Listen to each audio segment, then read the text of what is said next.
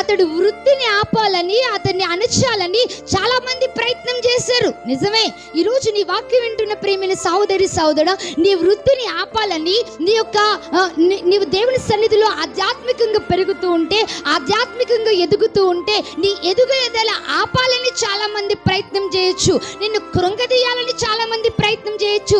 స్వార్థపరులు అనేక మంది దానియేలు చుట్టూ ఉన్నట్లుగా ఒకవేళ నీ చుట్టూ కూడా ఉండి నిన్ను అణచాలని చూడొచ్చు. కానీ ఎప్పుడైతే దానియేలు వలె ప్రార్థన ఆగిపోకుండా ఉంటుందో, వారిని దేవుడు ఆపడు, వారిని దేవుడు నడిపిస్తాడు. దేవునికి స్తోత్రం, హల్లెలూయా. దానియేలు ప్రార్థన ఆపలేదు, దానియేలు ప్రార్థన కొనసాగిస్తూనే ఉన్నాడు. దానియేలు ఎన్ని ఆజ్ఞలు జారీ చేసినా, సింహాల బోనులో వేస్తారని తెలిసినా కూడా ఏం ఆపలేదట, ప్రార్థన ఆపలేదు. కాబట్టి దేవుడు దానియేలుకి ఇచ్చే ఘనత, దానియేలుకి ఇచ్చే దీవెన, దానియేలుకి ఇచ్చే ఆశీర్వాదం స్వార్థపరులు ఎవ్వరూ ఆపలేకపోయారు.